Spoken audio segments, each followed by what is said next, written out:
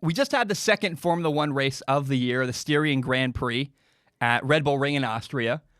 And I'll be honest, the first race of the year last week was a little bit more fun. And I knew last week that the first race of the year last week was a little more eventful than normal. It's kind of unusually eventful.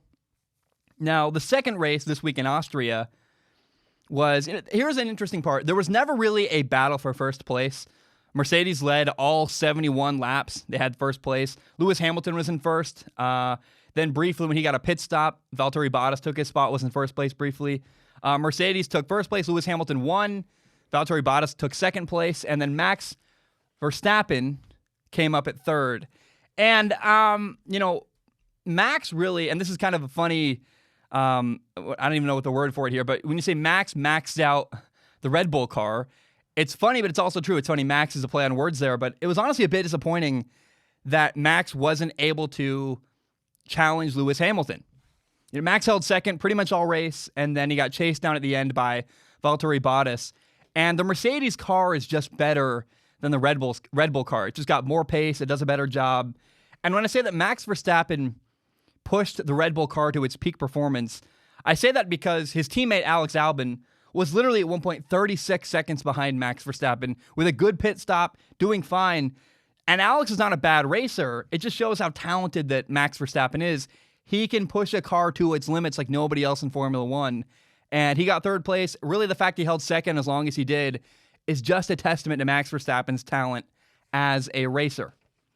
Now, part of why I love Formula One is unlike American sports, you watch baseball or the NFL or the NBA. In American sports, there's a winner and a loser, and that's it. And in Formula One, there's all these battles for positioning throughout the grid. There's a guy that gets first place, but the battles for second, third, fourth, fifth, they're all very interesting.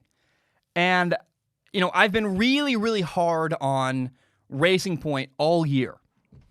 They copied Mercedes' car, and everyone keeps saying to me that I need to pay attention to Racing Point. And I kept saying, well, they got to prove it. Right? They got to earn my respect. I'm not just going to give it to them. I'm not going to hand it over until they earn it. And in the Styrian Grand Prix, Racing Point really showed why they deserve some attention. And in my opinion, they proved, hey, this is a team that's a little bit more legit than I thought, that I've been giving them credit for. A lot of feedback has been fun with the audience back and forth. I say, we'll wait and see. Audience says, hey, you got to believe in Racing Point. Okay. Well, today, Racing Point got 6th and 7th. The first 4 spots went to Mercedes for 1 and 2. 3 and 4 went to Red Bull. Lando Norris got 5th place with McLaren. But then, hey, Sergio Perez got 6th, and Lance Stroll got 7th. So I see it. Okay, wow. Racing Point deserves to be in the conversation. You have Mercedes up at the top, followed by Red Bull. Then you have McLaren and Racing Point kind of on even ground, battling back and forth. And Racing Point, I believe, has a slightly better car than McLaren. But McLaren just has this rising star, Lando Norris. He's pretty talented and does a lot of really cool stuff. Now, you got to respect what Sergio Perez did today.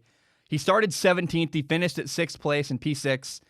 And to move up 11 spots over the course of a 71-lap race is really impressive. It demands respect. And I think it would be, I've been saying, hey, Sergio Perez will prove it. I've been kind of hard on him, and I think at this point it'd be disingenuous to not give him credit where it's deserved. He had a great race today, and he drove well, and I'm impressed with Sergio Perez. We'll talk about a little bit more in a minute. One thing that's interesting is some people are saying Sergio Perez could have got 5th place, but he lost it because he tried to make a move and pass Alex Albon. It gave him some front wing damage and allowed Lando Norris to pass him. I think you can't hold that against Sergio Perez. He has to be aggressive there. I'll never fault a guy unless it's a total boneheaded move. I don't think that's what Sergio Perez did. Sergio Perez trying to move up and battle for for P4 with Alex Albon. You got to respect that. I certainly do, even if it cost him a position at the end of the race. Now, I want to talk about what Lando Norris did during that final lap. During the last lap of the race, Lando is in the McLaren. He's in P8, and he jumped up 3 spots. He passed Daniel Ricciardo, then he passed Lance Stroll, and then he passed Sergio Perez. And he went from 8th place in the final lap all the way up to 5th place where he finished. That's impressive. That's really, really cool. It is worth noting, I talked about it a minute ago, Sergio Perez did have a damaged front wing from trying to pass Alex Albon that hurt his pace and allowed Lando to overtake him. But I don't know. Not only is it really cool driving by Lando, so on one hand, I credit Lando. Wow, what impressive driving. But on the other hand, because of the damaged front wing, I don't hold that against Sergio Perez for losing the position. It seems like, I don't know. I credit a guy for going after. He tried to make a move on Alex Albon. It cost him probably P5 all the way down to P6. But I really respect Sergio Perez's race today, and I got to be very honest about that. Now, I really hope, and it certainly seems like, we're going to have a lot of fun battles moving forward between McLaren and Racing Point. I really think they're on somewhat even playing ground. I think Racing Point's got a slightly better car. McLaren's got this young racer, Lando Norris. It'll be really fun. See if Carlos Sainz can push into that battle in the mix as well. And a lot of teams talk about how people, fans and people that I talk to talk about how teams like McLaren and Racing Point, they're midfield teams trying to battle for best of the rest or see if they can get third spot in the Constructors' Cup. And what no one seems to talk about enough is the battle for positioning at the end of a race, where you look at Alex Albon, it's pretty clear to me Alex Albon is the fourth best racer between McLaren between Red Bull and Mercedes, where, you look at Lewis Hamilton and Max Verstappen and Valtteri Bottas. It's not a knock against Alex Albon, but he's definitely, of all the names I just listed, Bottas, Hamilton, Verstappen, he is at the bottom of that list. And so I think it says more about the other three, but I'm excited to watch Lando Norris and Sergio Perez battle with Alex Albon in that right around fourth spot, hopefully the rest of the season. And we'll see if maybe Lance Stroll can put his name in the conversation and be a challenger to that too. Now, one thing I find kind of disappointing, after the first two races of the year, Renault has been just disappointing. The retirement problems have continued. Daniel Ricciardo did finish the race, but it seems like after two races that there's a gap, a pretty wide gap. Not pretty wide, but definitely a gap between Renault and then the next step up to Racing Point and McLaren, where Renault just doesn't appear to be on the same level. I talked about them at the beginning of the year being maybe a team that could push for best of the rest, that fourth position or battle with McLaren and Racing Point. And to this point, Renault has not been very competitive with Racing Point and McLaren. Daniel Ricciardo was in the mix a little bit, but he finished behind both Racing Point racers. And I'm a little bit disappointed from what we see with Renault this year so far. Now, Ferrari had another awful weekend. For whatever reason, Charles Leclerc started off the race diving way inside on Sebastian Vettel. He knocked Sebastian Vettel's rear wing off. It was literally hanging off.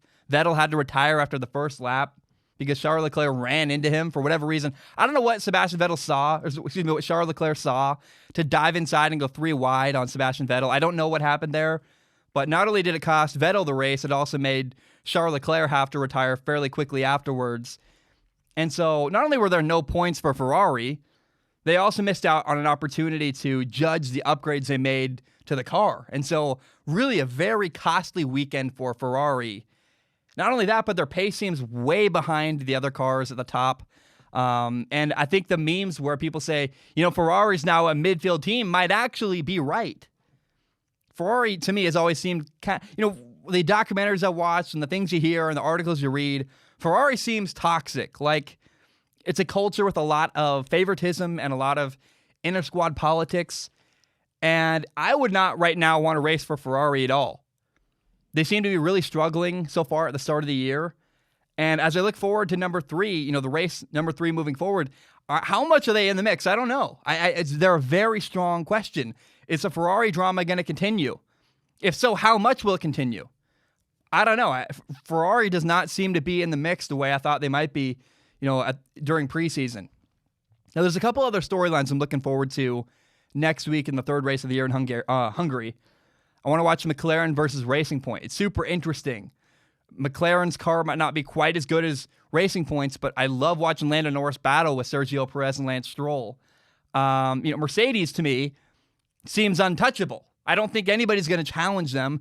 I'm kind of disappointed. I thought Red Bull might have an opportunity to, and Red Bull's car does not appear good enough to challenge Mercedes very much, even though Max Verstappen is really pushing that car to its limits. Is kind of disappointing.